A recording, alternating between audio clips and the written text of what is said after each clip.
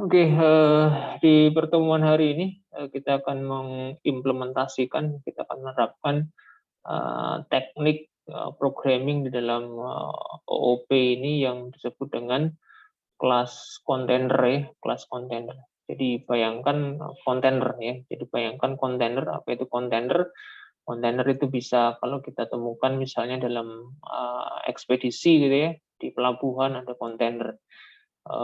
Sebuah sebuah bak dari besi begitu yang bisa diisi banyak barang di dalamnya.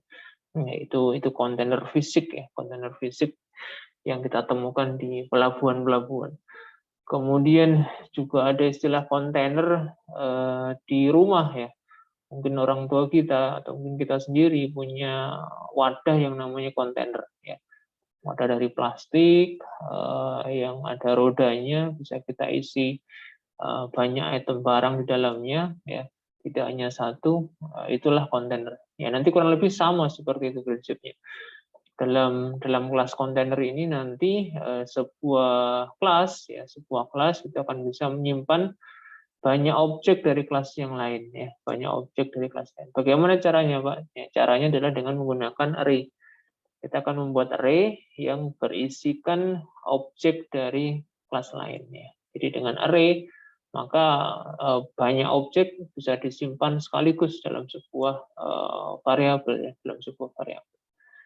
Baik, kita mulai dengan membuat package ya. Jadi seperti pertemuan-pertemuan sebelumnya, kita akan membuat program dari awal ya, dengan harapan nanti bisa lebih membantu mahasiswa untuk memahami, mengingat langkah-langkah pembuatan programnya.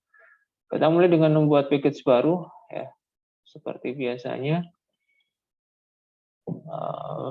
Package warung ya, warung berapa ini? Warung 3 berarti ya, versi yang ketiga, pengembangan yang versi yang ketiga. Kemudian kita buat kelas utamanya dulu, kelas aplikasi, app warung.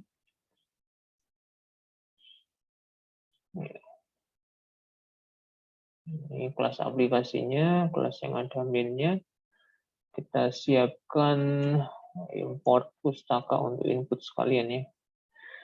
Java util scanner ya. Ini kita siapkan terlebih dahulu. Ini kita buat main-nya ya. Sekaligus kita buat objek untuk scannernya.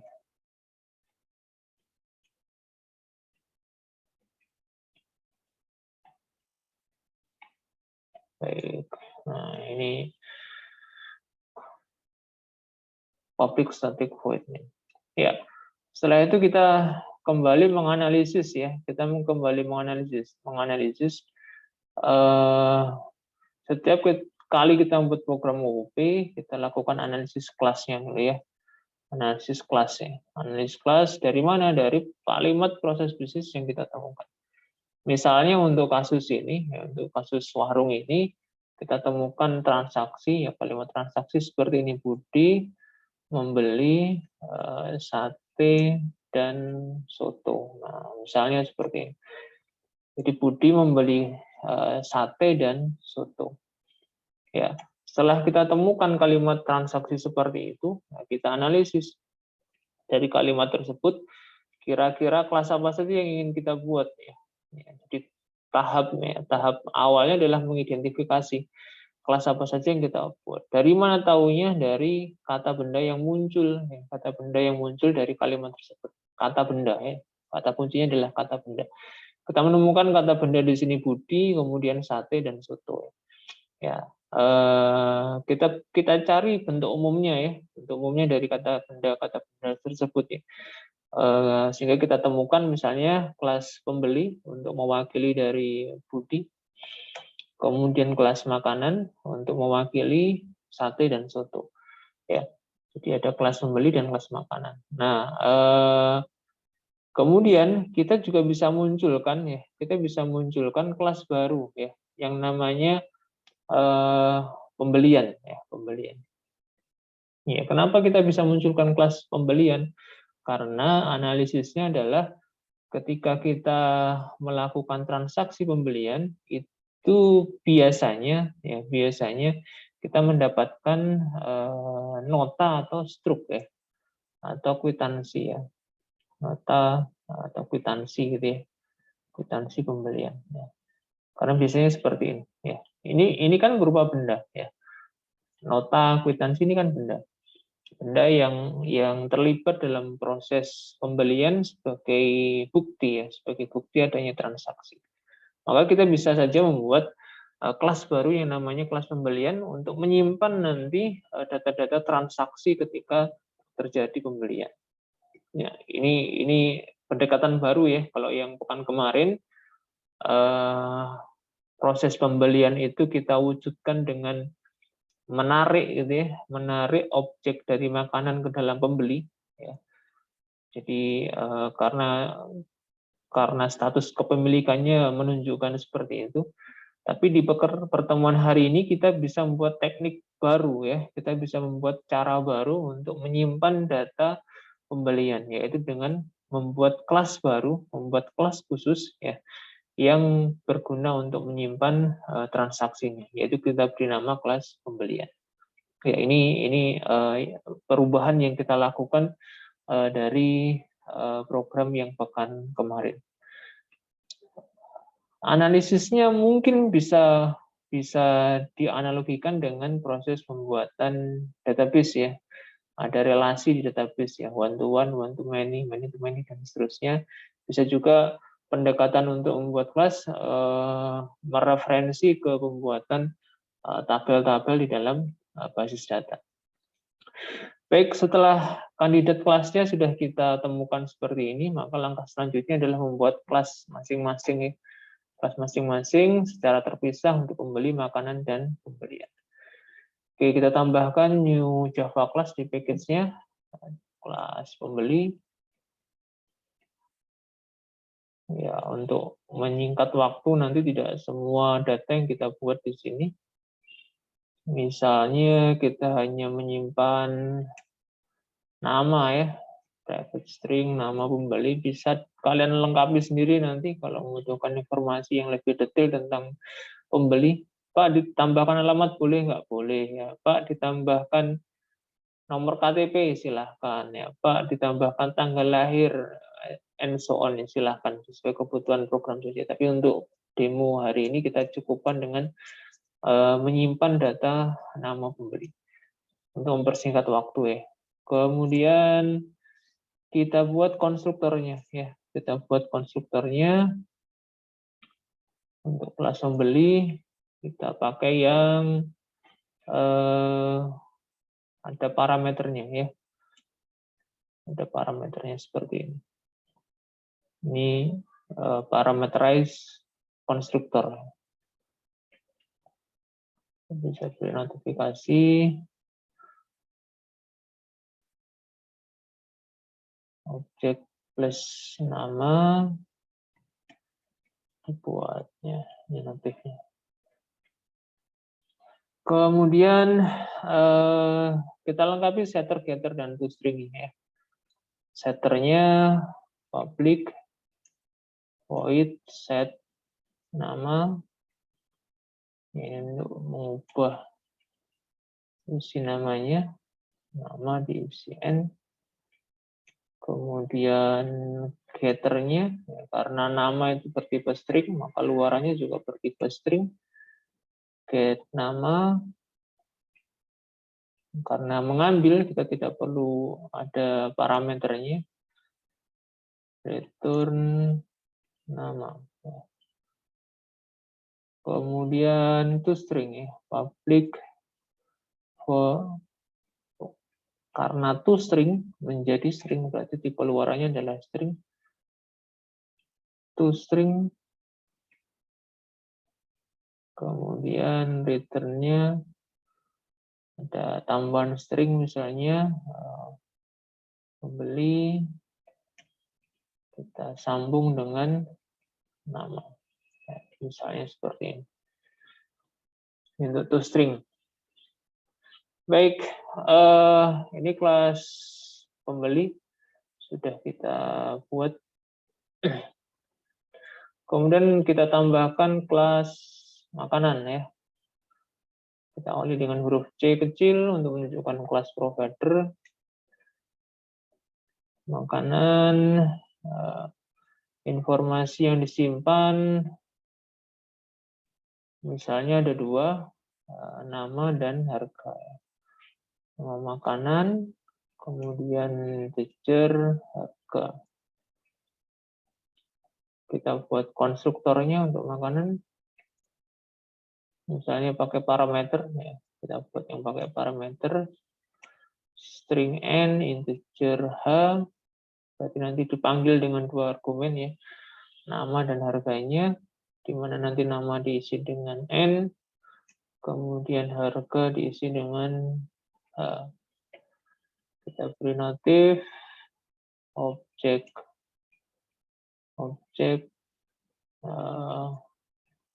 makanan ya, nama makanan dibuat.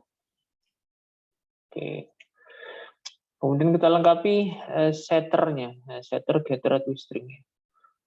Public void set nama string n, nama diisi n. Oke, kemudian public void set harga ya, integer harga diisi dengan kemudian getternya public string get nama. Kenapa string ya, karena data yang diambil yang dikeluarkan bertipe string, return nama. Jadi karena nama itu tipenya string, maka bukan void, kita ganti dengan string. Public integer get harga. Kenapa integer? Karena variabel harganya itu bertipe integer. Jadi kita sesuaikan dengan tipe datanya. Terakhir string untuk method to string. Ya. Return misalnya ada teks menu. Ya, menunya apa ini? Menu plus nama plus harganya ya. Harganya diberi tanda kurung siku. Nah, misalnya string yang dihasilkan seperti ini. Jadi kalau dipanggil itu string, nanti muncul teks menu apa, harganya berapa. Baik, ini untuk makanan. Ya. Terakhir kita buat kelas untuk pembelian. Ya. C pembelian. Nah, ini untuk transaksinya ya, untuk kelas transaksinya. Ya, sehingga nanti dalam pembelian itu kita bayangkan, tadi kita bicara tentang kwitansi, tentang nota ya. Kita bicara tentang kwitansi, tentang nota, maka bayangkan ya, ketika kita melihat nota, kita membuat sebuah mendapatkan kwitansi, maka informasi apa yang tersimpan dalam kwitansi atau nota fisik tersebut. Yang pertama misalnya kita mendapatkan informasi tentang pembelinya, ya. Private C pembeli. Ya. Misalnya seperti ini. Nah, ini objek pembeli tersimpan di dalam kelas C pembelian. Dengan cara yang sama kita buat untuk makanannya. Jadi kan di nota itu kan ada tulisan ya, makanan apa yang dibeli ya, ada daftarnya, ada tabelnya seperti itu. Ini yang kita jadikan array. C makanan, ya, makanan, ya, ini yang kita buat array. Ya, kita buat array. Ya, seperti ini. Ya. Kita buat array. Jadi ini implementasi dari kelas kontainernya di sini. Array of object-nya di sini. Array of object. Nah, ya. Jadi nanti maksudnya dalam sebuah transaksi pembelian, ya, dalam sebuah transaksi pembelian itu nanti berisikan data satu orang pembeli dan dimungkinkan data banyak makanan sekaligus. Ini maksudnya seperti itu. Ya, satu pembeli bisa membeli banyak makanan sekaligus. Oke. Ya, kemudian setiap kali kita menggunakan array, kita butuh variabel-variabel bantuan ya. Variabel-variabel bantuan untuk mengelola array. Ini penting ya. Penting.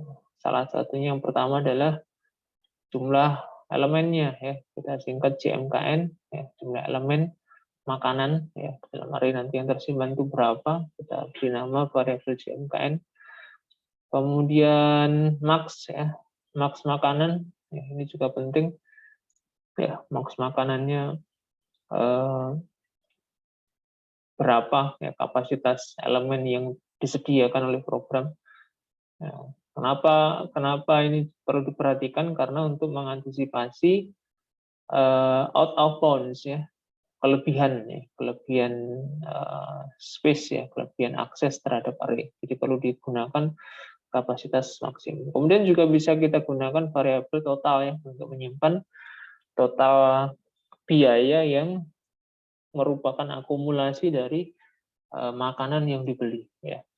Karena tadi kan di makanan ada harga, jadi harga itu nanti akan diakumulasikan di variabel total. Setiap kali tambah makanan baru, totalnya ditambah terus seperti itu. Baik, sementara ini dulu yang kita siapkan datanya. Kemudian kita buatkan konstruktor ya. Konstruktor ya. Pembelian ya. Konstruktor pembelian ya. Misalnya kita set ya, setiap kali dibuat objek pembelian itu kapasitasnya berapa ya. Bisa kita taruh di sini sebagai input atau langsung kita isikan di dalam. Misalnya kita buat di sini max ya, misalnya ya, dimana nanti max makanan itu akan diisi dengan max. Ya, kemudian dibuat array, ya, kita buat arraynya, kita deklarasikan makanan ya, diisi dengan new c makanan sejumlah max ya, sejumlah max makan. Jadi kita buat array untuk menampung sejumlah maksimum kapasitas. Kemudian total JMKN bisa kita set 0 ya untuk awalannya. Ketika pertama kali dibuat objek dari pembelian, maka jumlah makanannya 0, total biayanya juga 0. Ini contoh konstruktornya ya. Bisa juga dibuat kosong ini ya nanti ya. Ini misalnya Pak, kayaknya nggak perlu dibuat sebagai parameter ya nggak apa-apa. Cuma nanti di sini langsung diganti angka ya, ganti angka definitif ya, langsung konstanta. Apakah maksimum makanannya dibatasi berapa? Apakah 3, 4, 5, atau 10 dan seterusnya. Tergantung analisis programmernya mau disepakati berapa. Ya supaya nanti nggak terjadi terjadi diborong habis gitu ya, sama satu orang pembeli langsung habis 100 porsi langsung habis semua, nanti yang lain nggak kebagian. Baik, ini yang pertama kita buat kelas konstruktor ya untuk pembelian. Setelah itu kita siapkan metode-metode untuk mengelola ini, pembeli kemudian makanan ya. Kita siapkan metode-metode untuk mengelola data pembeli dan makanan. Ya, misalnya apa? Kita buat metode untuk tambah pembeli ya, atau isi pembeli. Ya. Kita isi pembelinya, siapa data pembelinya. Misalnya di sini kita buat C pembeli karena dari objek nanti ya, C pembeli, P misalnya. Ya. Kita bisa buat rekam data pembeli yang baru berdasarkan argumen ini ya. Perintahnya misalnya tadi ada pembeli, kita simpan sebagai data baru, C pembeli. Ya, kemudian data-data dari objek P itu kita jadikan argumen untuk konstruktornya pembeli. Kita akses objek P, kemudian kita ambil namanya. Ya. Seperti ini. Nanti data nama dari objek P itu akan kita jadikan argumen untuk pembuatan objek C pembeli. Ya. Oke, kita beri notif, misalnya isi pembeli sukses. Ini notif aja ya. Isi pembeli sukses. Oke, pembeli sudah, baru kita lanjutkan ke makanannya. Ya, kita punya array makanan. Metode-metode standarnya biasanya ada menambah makanan, kemudian menghapus makanan, ya. Kemudian bisa juga melihat makanan. Ya. Kita buat yang menambah makanan ya. Kita buat yang menambah makanan. Public void tambah makanan. Ya, ini kita akan menggunakan argumen berupa objek dari makanan juga, seperti yang pembeli tadi. Ya. Karena ini menyimpan ke array, jadi hati-hati ya. Karena ini menyimpan ke array, jadi kita harus antisipasi, pastikan bahwa kapasitas array-nya masih mencukupi. Ya, kapasitas array-nya masih mencukupi. Jangan sampai nanti kita tambahkan ketika kapasitas sudah maksimal, nanti akan menyebabkan error. Untuk itu kita cek dulu ya, sebelum kita simpan data makanan itu kita cek dulu. Kita gunakan misalnya variabel JMKN ya, JMKN selama jika lebih besar sama dengan max MKN, berarti ini kapasitas sudah over ya, maka kita beri notif kapasitas atau keranjang penuh misalnya, keranjang penuh. Nah, ini warningnya, jika jumlah makanan lebih besar atau sama dengan maksimum makanan. Ya. Else, ya, jika tidak, baru ini kita lakukan ya proses penambahannya. Ya, else, jika tidak, berarti kita simpan ya data makanan ke dalam array-nya. Kita akses seperti ini makanan pada indeks JMKN. Ya. Kita isi dengan new C makanan. Kita akses data-data dari objek M ya sebagai parameter konstruktornya. M titik get nama, ya, kan tadi urutannya nama kemudian harga ya. Kemudian kita akses informasi harga ya seperti ini. Ya. Jadi informasi data nama dan harga dari objek makanan M itu kita ambil. Kemudian kita jadikan parameter untuk konstruktor dari objek yang nanti disimpan di dalam array makanan. Ya. Kemudian kita bisa beri notif sort penambahan sukses. Ya, jangan lupa setelah terekam seperti ini, variabel JMKN-nya kita increase. Ya, supaya apa? Supaya nanti ketika ada makanan baru, itu posisi di array-nya bisa bergeser. Ya. Jadi semula 0, kemudian 1, 2, dan seterusnya. Oke, ini untuk tambah makanan. Tambah makanan.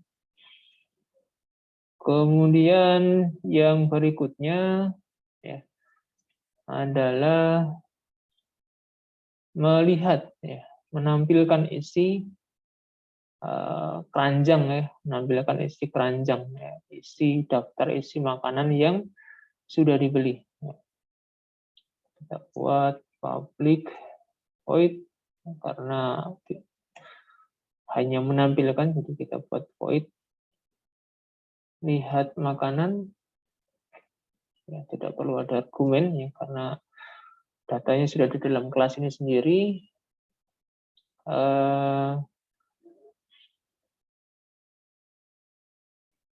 Kita bisa tampilkan ya, kita bisa tampilkan identitas pembelinya ya.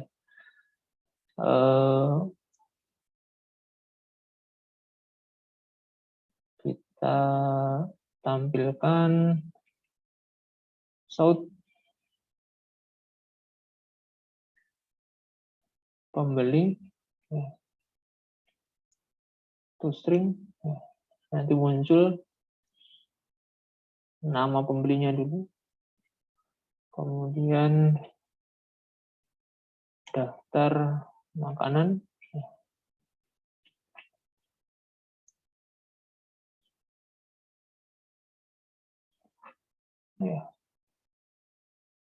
Kemudian kita cek ya, kita cek jika jumlah makanan lebih kecil sama dengan 0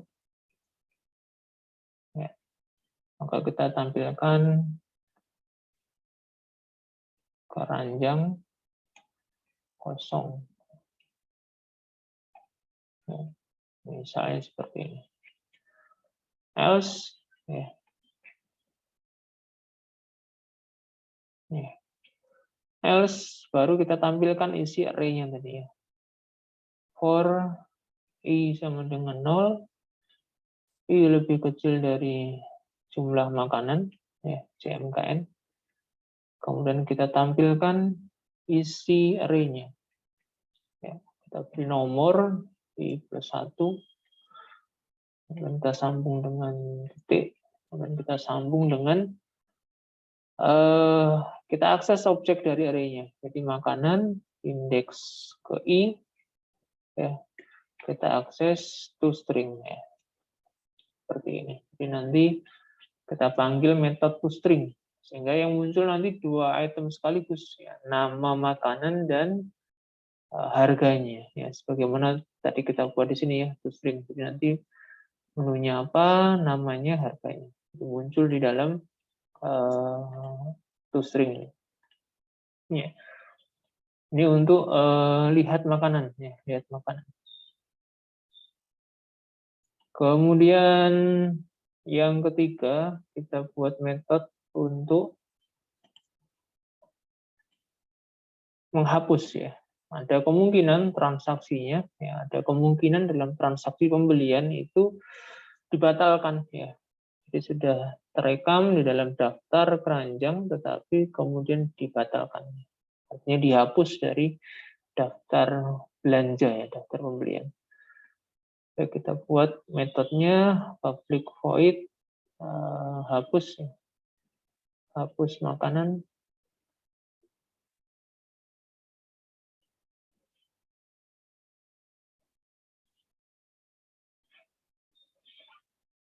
Ya. Hapus makanan nanti menggunakan metode parameter ya. Kita menggunakan parameter yang diperoleh dari main untuk hapus makanan. Bisa juga diambil ya, diambil dari data yang ada di dalam array makanannya. Kita gunakan parameter string H misalkan ya, yang mau dihapus. String hapus. Oke, kita cek dulu ya, kita cek dulu sebelum dilakukan penghapusan, itu kita cek dulu keranjangnya ya, CMKN apakah lebih kecil sama dengan 0 ya. Ini kita cek dulu. Jika iya berarti kita beri message keranjang kosong. Kita beri pesannya. Else jika tidak. Ya. Jika tidak. berarti keranjangnya ada isinya. Jadi menghapus makanan itu perlu dipastikan bahwa daftar belanjanya itu sudah ada. Sudah ada dulu baru kita bisa lanjutkan proses penghapusan. Oke, jika tidak, ya berarti keranjang ada isinya, maka apa yang dilakukan? Ya, kita harus step yang pertama adalah temukan yang akan dihapus. Baru nanti setelah itu lakukan penghapusan. Jadi ini logika untuk menghapus seperti ini. Lakukan penghapusan. Jadi temukan dulu yang dihapus itu ada nggak di dalam array makanan. Kalau sudah ketemu baru dilakukan penghapusan. Baik. Ya, yang pertama temukan berarti kita gunakan pencarian. Ya, kita lakukan pencarian. Kita butuh variabel bantuan, boolean ada, kita isi false. Jadi ini nanti bernilai true ketika ada di dalam array makanan, di dalam keranjang itu akan berubah menjadi true.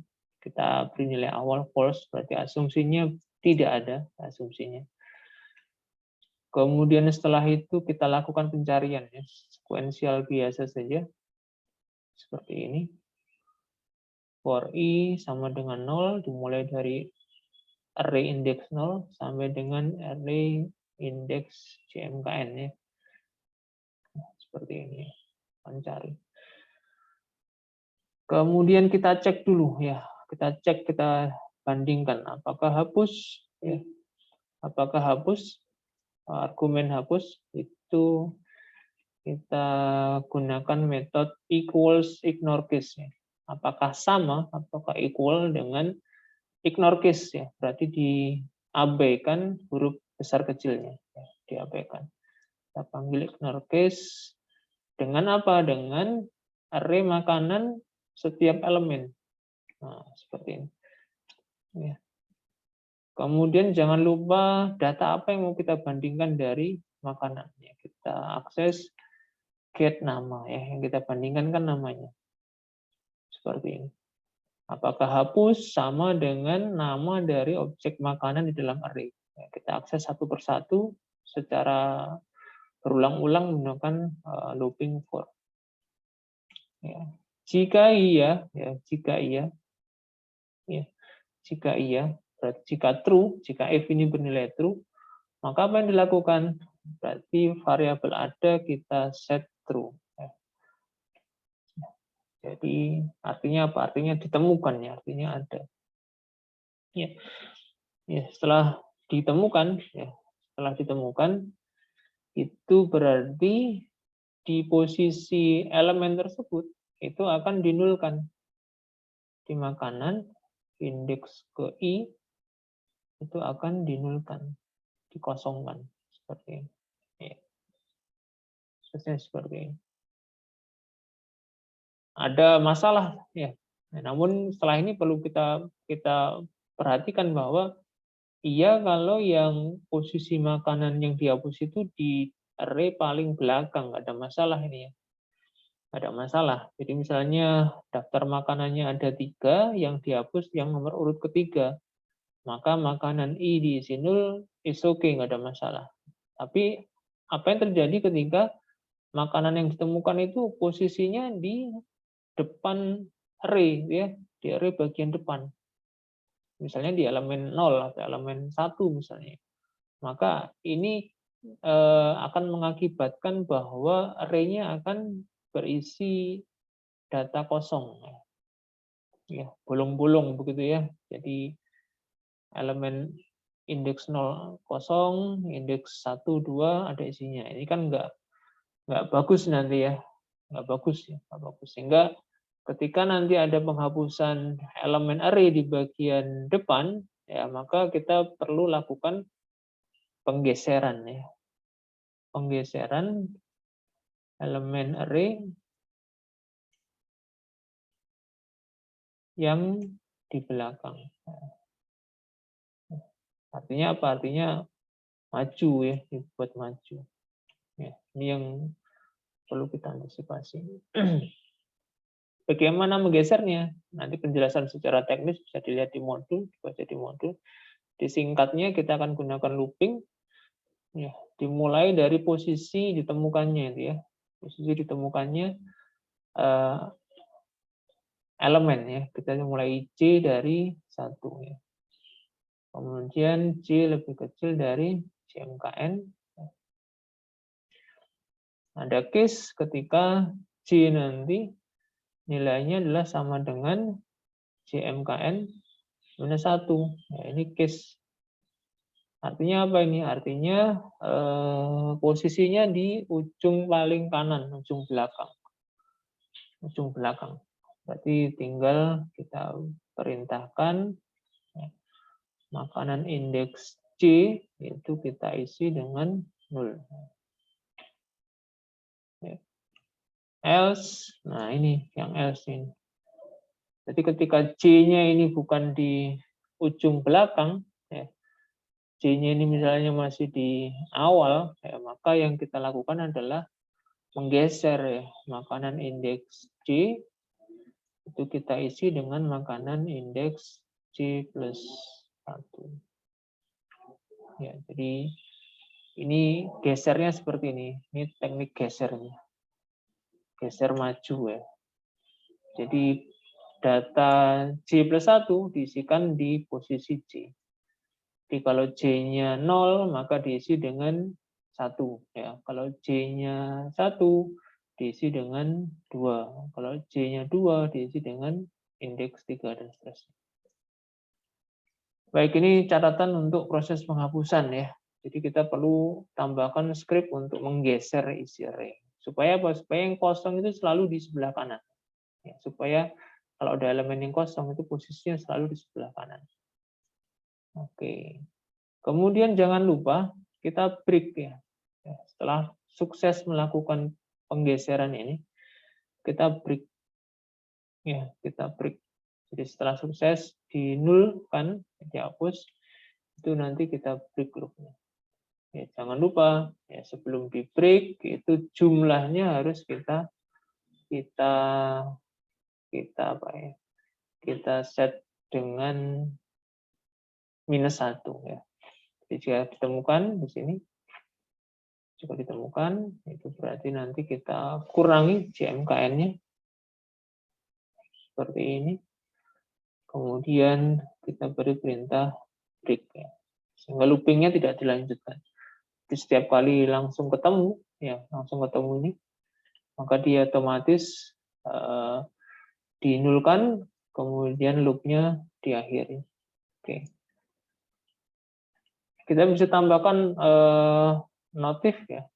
Kita bisa tambahkan notif di sini.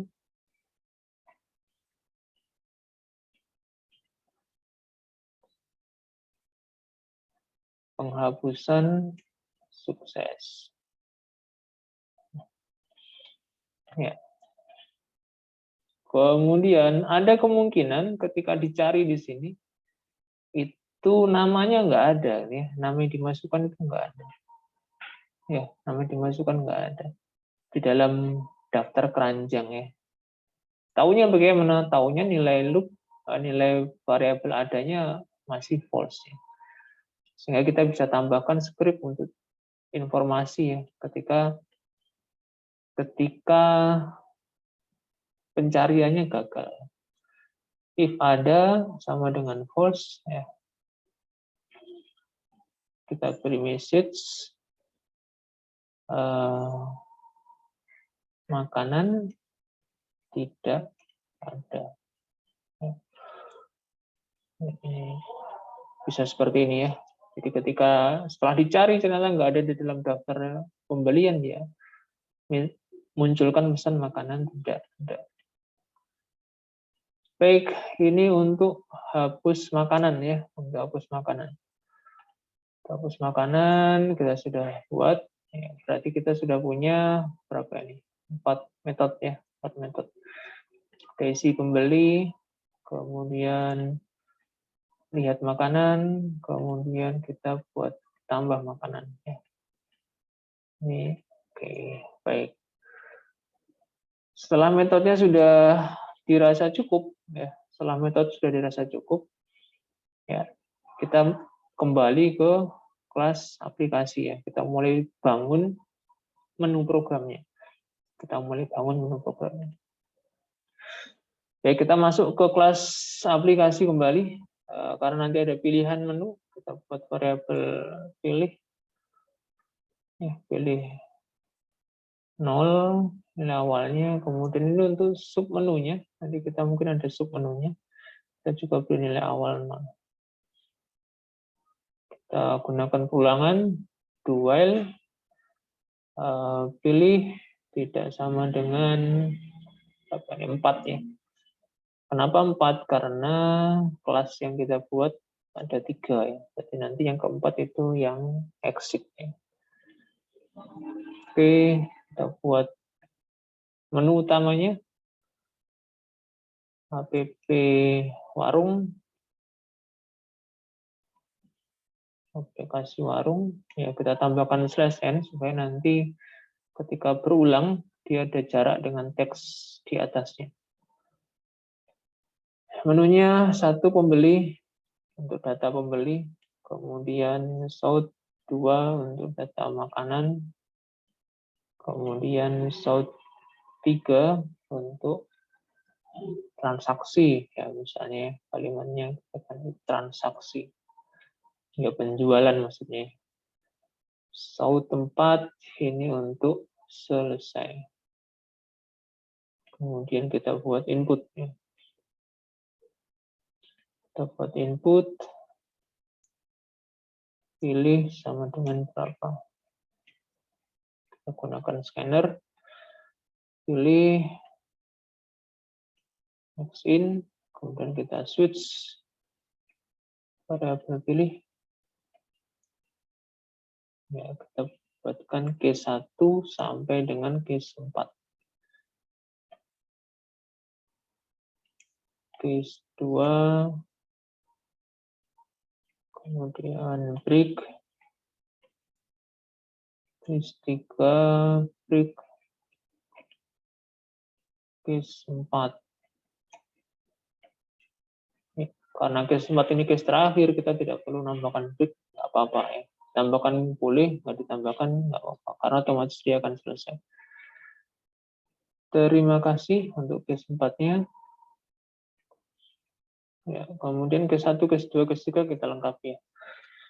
Case 1 ini submenu mestinya ya. Jadi karena untuk mempersingkat waktu, saya tidak membuat submenu. Bisa dilihat di pertemuan sebelumnya bagaimana membuat submenu untuk pembeli. Ya, submenunya standar ya, ada buat data pembeli, lihat data pembeli, update data pembeli, kemudian kalau perlu hapus data pembeli. Ya, ini standar saja. Karena fokus kita nanti di transaksi pembelian, maka bagian submenu pembeli saya ambil satu proses saja, yaitu membuat data pembeli baru ya, membuat data pembeli baru. Jadi kita akan membuat data pembeli baru. Kita siapkan dulu variabel di atas.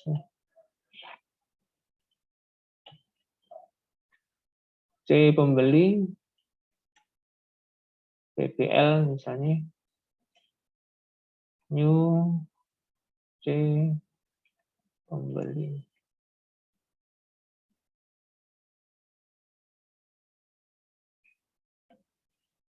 Ya, ini petik 20 ini berarti dia nggak ada namanya nanti. Oke, kemudian ya kita masuk di sini, kita buat input untuk nama pembeli ya. Kita buat input untuk nama pembeli, sort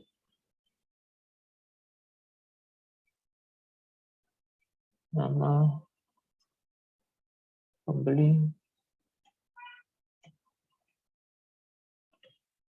buat variabel temporary n misalnya, m sc.next. Ya, kemudian kita bisa update ya, kita bisa update kita bisa gunakan set ya, nm, maaf, bukan nm, pbl ya, pembeli, objek pembeli, kita panggil metode set nama.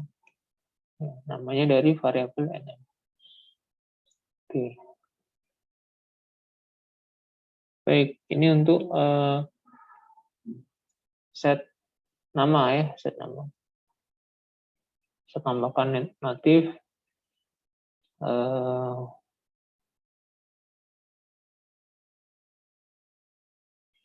Natifnya nanti di akhir aja lah ya. Oke. Untuk nama pembeli sudah diubah di sini. Kemudian case 2-nya untuk makanan, ini juga seharusnya ada submenu ya. Submenu untuk makanan. Silakan dilengkapi ya seperti pertemuan sebelumnya. Hampir sama dengan pembeli, jadi makanan nanti bisa tambah, bisa hapus, bisa ubah, bisa lihat data makanan. Ya. Supaya lebih terasa nanti area objeknya, berarti nanti pilihan makanannya juga banyak ya. Pilihan makanan juga banyak. Ya, untuk itu kita buatkan objek-objek daftar menu makanan yang disediakan oleh warung ya. Kita buat array-nya juga di sini. Ya, kalau di sini array-nya nih, C menu ya. Menu makanan. Misalnya punya 5 ya. 5 menu. Kemudian kita buatkan satu persatu ya. Menu indeks 0, kita isi objek new C makanan. Ya, kita isi misalnya daftar menunya apa nih, sate. Harganya 15.000. Ya, kita kopas saja supaya lebih cepat. Ya.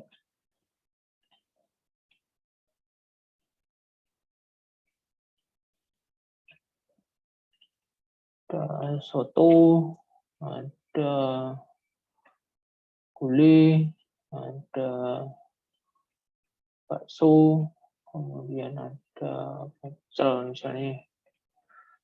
Harganya juga menyesuaikan, soto ini misalnya 12.000, gulainya 20.000, baksonya 10.000, pecelnya murah aja misalnya 8.000 misalnya. Nah, misalnya seperti ini. Jadi kita sediakan dulu daftar menu yang ditawarkan oleh pihak warung. Nah, nanti di submenu makanan itu bisa kita atur ini, mau tambah, mau hapus, mau ubah, mau lihat daftar makanan nanti di submenu makanan ya di sini ya, letaknya nanti di sini. Nah, ditambahkan submenu untuk mengelola menu makanan ya, yang disediakan oleh warung. Jangan bingung ya. Jadi di kelas aplikasi itu ada array-nya ya, array makanan.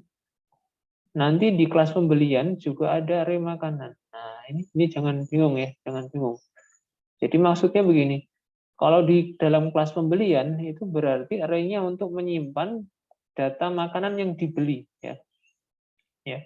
Jadi kalau di kelas pembelian itu berarti menyimpan data makanan yang dibeli oleh pembeli. Ya, yang dibawa pulang oleh pembeli ya. Itu kalau array yang di kelas pembelian. Tapi kalau array makanan yang di kelas warung ya seperti ini, itu artinya adalah daftar menu makanan yang dijual oleh warung ya. Bedanya di situ ya, bedanya di situ. Jadi hati-hati nanti kita mau mengakses array yang mana ini? Array menu ataukah array makanan? Nah, hati-hati, ya, hati-hati. Karena ini sama-sama array objek dari kelas makanan. Ya. Baik, kita kembali kelas aplikasi masuk ke submenu makanan. Ini misalnya ya, saya sederhanakan hanya menampilkan daftar menu ya. Daftar menu makanan ya, misalnya ya. misalnya. Kemudian kita panggil loop untuk menampilkannya. Ini lebih kecil dari berapa tadi? 5 ya. Ini lebih kecil dari 5. Kita tampilkan daftar menunya di +1 supaya jadi nomor nanti. Nah, seperti ini. Kemudian disambung dengan menu ya. Menu elemennya indeks ke i ya. Kemudian kita akses metode toString ya. Ya. Misalnya seperti ini. Ya. Oke, ini untuk menyederhanakan saja di case 2-nya ini saya hanya pilih proses submenu menampilkan daftar makanannya. Ya, nanti silakan dikembangkan dengan melengkapi submenu yang disediakan seperti pertemuan sebelumnya. Baik, kenapa demikian? Karena kita fokusnya di case 3 ya untuk mempersingkat waktu. Jadi fokus kita nanti di case 3 ini. Ya. Di sini ini adalah submenu pembeliannya. Ini kita buat lebih lengkap ya. South, kita beri jarak ya. Kita beri judul pembelian.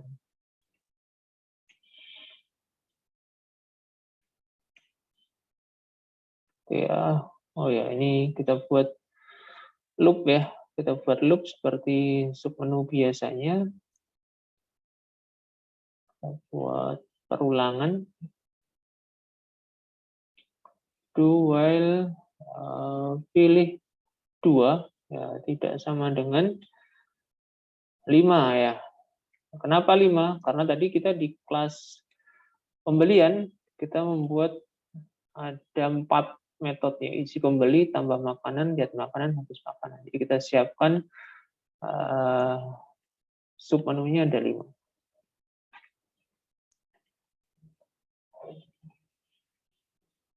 Baik. Oke, kita lengkapi tampilan submenunya. 1, isi pembeli. Jadi kalau transaksi nanti data pembeli diisi dulu. Tambah makanan. Kemudian 3, hapus makanan. Kemudian 4, lihat makanan. Kemudian yang kelima, selesai. Ya, oke. Kita buat inputnya. South, pilih bangun.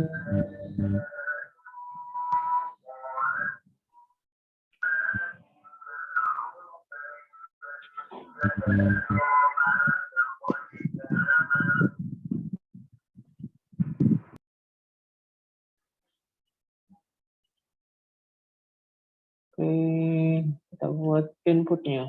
Pilih 2. sc.next in. Kita switch pilih 2. Nah, case-nya ada 5 ya. Case 1 break. Case 2 break. Case 3 break. Case 4 break. Kemudian case 5. Ya. Case 5-nya south, kita pilih notif, kembali. Kembali apa maksudnya? Kembali ke menu utama nanti. Baik, case 1-nya isi pembeli. Data pembeli sudah diisikan tadi di master pembeli ya. Tinggal berarti kita panggil di sini ya. Kita panggil di sini untuk pengisian data pembeli. Oh ya, ada yang terlupa di sini. Ketika dipilih menu pembelian, menu pembelian itu kita siapkan dulu objek untuk pembelian ya. Kelewatan ya. C pembelian. Nah, kita bisa tulis di sini, bisa tulis di atas. Kalau nanti kita tulis di sini, dia hanya lokal, diketahui di sini. Tapi kalau kita tulis di atas, nanti bisa diketahui oleh semua bagian program di kelas aplikasi. Oke, kita buat di atas saja supaya nanti bisa diketahui oleh semuanya. C pembelian. Nah, ini new. Kita beri nama beli, begitu ya. Nama objeknya beli, new, C pembelian. Ya. Nah, ini nggak boleh kosong. Nah, ini kalau dikosongi seperti ini salah. Kenapa? Karena dia required-nya di sini adalah integer. Ya. Nah, kuotanya berapa ini dalam transaksi? Nah, ini nggak boleh dikosongi. Sehingga kita isi misalnya dibatasi maksimal 3. Ya. 3 pembelian. Ya. 3 pembelian. Setiap pembeli maksimal 3 pembelian. Oke, setelah kita siapkan objek pembelian, kita bisa masuk ke sini. Ya, kita kembali ke case satunya untuk sub menu pembelian tadi. Berarti kita panggil ketika isi data pembeli, kita panggil metode isi pembeli seperti ini. Otomatis dipilihkan objeknya adalah PBL. Kita beri notif. Isi pembelinya tadi sudah ada notifnya Mbak ya di sini ya. Isi pembeli, sudah ada ya. Isi pembeli sukses, sehingga di kelas aplikasi kita kosongin saja. Kemudian case 2-nya tambah makanan. Tambah makanan.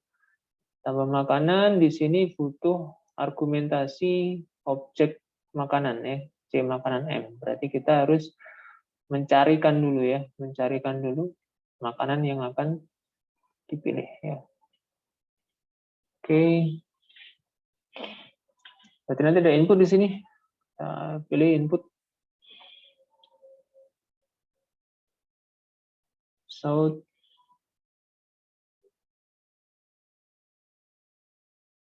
menu apa ya, yang mau dibeli. Kita buat variabel string mn misalnya. st.next. Ya. Setelah dimasukkan menu yang akan dibeli, maka untuk validitas, ya untuk validitas kita cross check ke menu yang disediakan oleh warung ya. Tadi kan sudah ada 5 menu ya, kita cross check dulu cocok nggak di situ. Ya, kita cross check. Jadi kita cari dulu di dalam daftar menu yang disediakan warung. Ya. Kemudian kalau ketemu baru kita masukkan ke keranjang. Ya. Oke, berarti kita butuh variabel boolean ada diisi false. Kita cari ya. For i sama dengan 0, i lebih kecil dari berapa tadi? 5 ya. Karena kita menyediakan 5 menu. Atau bisa diganti dengan length-nya ya. Menu.length. Nah, ini lebih fleksibel ya. Kemudian kita compare ya. Apakah mn yang dimasukkan user itu equals dengan array menu ya, indeks ke key, kita akses get nama. Nah, seperti ini.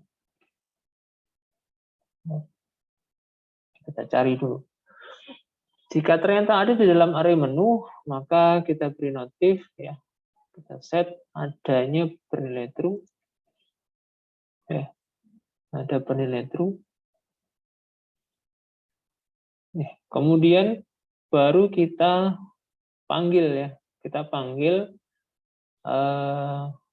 tambah makanan ya, metode tambah makanan miliknya objek pembeli. Jadi, kita panggil beli dot tambah makanan. Ya. Objek yang dipanggil adalah mn Ya, kita cek di dalam penambahan itu objek makanan yang diakses, berarti kita akses di sini menu indeks ke I. Ya, jadi nanti objek di dalam array menu pada posisi I itu akan dikirimkan ke dalam metode tambah makanan yang dieksekusi oleh objek beli ya, dari kelas pembelian.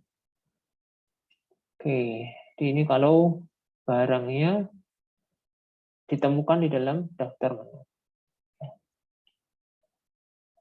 Kemudian di break ya. Jadi ketika sudah ketemu kita break. Tidak perlu dicari lagi. Oke.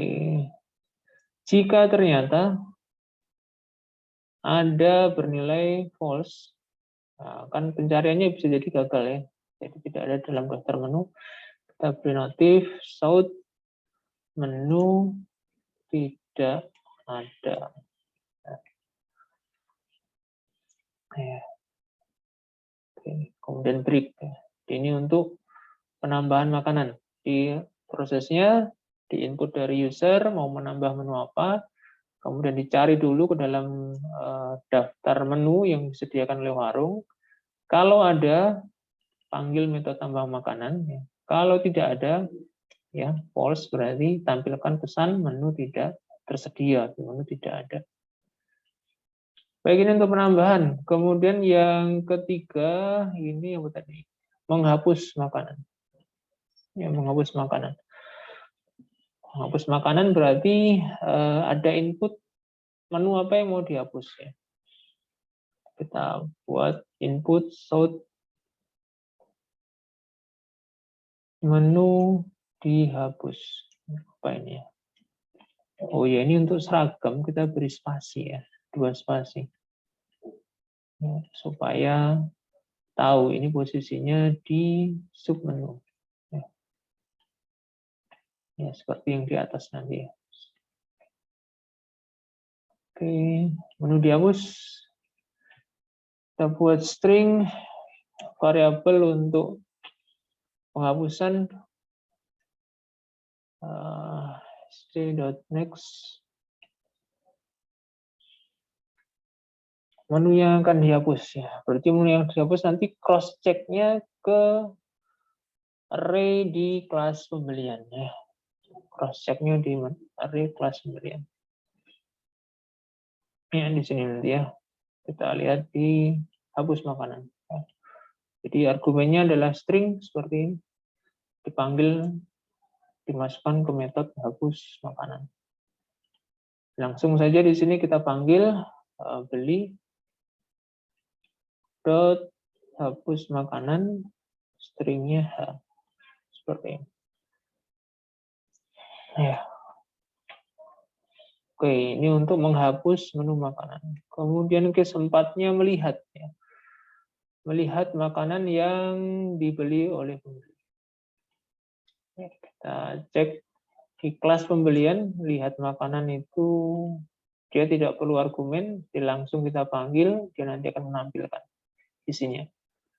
Kita tulis dulu objeknya, beli, kemudian kita akses metode lihat makanan.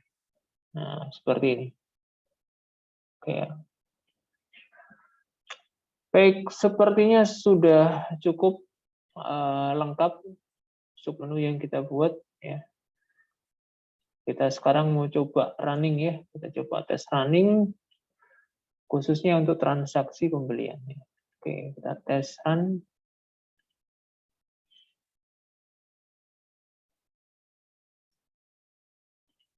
Oke, kita cek pembeli. Ya. Nama pembeli Budi ya. Kita create pembeli dulu ya. Kemudian sebenarnya bisa saja skip ke transaksi langsung ketika data pembeli sudah terekam ya. Jadi ketika kita punya database-nya pembeli ya, itu sudah ada, maka kita bisa skip langsung ke transaksi. Tapi berhubung tadi kita buat programnya pembelinya masih kosong, jadi kita harus masuk dulu ke submenu pembeli. Kita cek makanan. Ya, ini daftar makanan yang dijual oleh warung. Daftar menu makanan, menu sate, soto, gulai, bakso, pecel, dan seterusnya. Kemudian kita masuk ke transaksi. Ya, muncul submenu untuk pembelian, isi pembeli, tambah, hapus, lihat, makanan, selesai. Oke, kita lihat, kita bisa coba skip ke lihat makanan ya. Keranjangnya masih kosong ya. Kita iseng lihat makanan. Terjadi case seperti ini ya. Ini untuk error handling ya. Ketika kita belum mengisi pembeli ya, kemudian kita tiba-tiba memilih menu lihat, nah, yang terjadi nanti seperti ini. Java lang null pointer exception. Ini biasanya karena objeknya belum ada.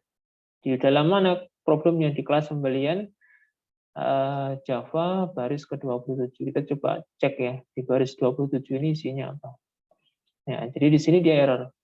Pembeli itu stringnya error. Kenapa? Kita belum memasukkan data pembeli ke dalam objek pembeli di sini. Ya, masih kosong ini, masih kosong. Kenapa? Karena tadi kita langsung skip ke langkah keempat ya. Jadi mestinya, nah untuk tertibnya itu mestinya kita isi pembeli dulu, baru kita lihat. Ya, jadi problemnya di situ. Ya. Untuk antisipasi bagaimana? Kita bisa tambahkan di sini pengecekan. Ya. Jadi di baris 27 nanti, ya itu bisa kita cek, kita beri tambahan cek error check ya. Error checknya apa? Error checknya berupa if else. Jadi kita tambahkan if pembeli tidak sama dengan nol. Nah ini berarti ada isinya. Ya, seperti ini. Baru ditampilkan ya. Baru ditampilkan. Jika pembelinya tidak sama dengan nol ya.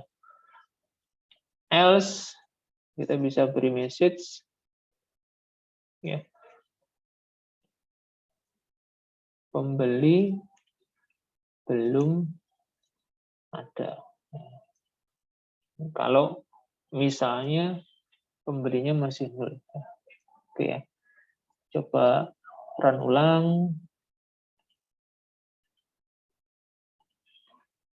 Ini error handling ya. Jadi perlu nanti dilengkapi.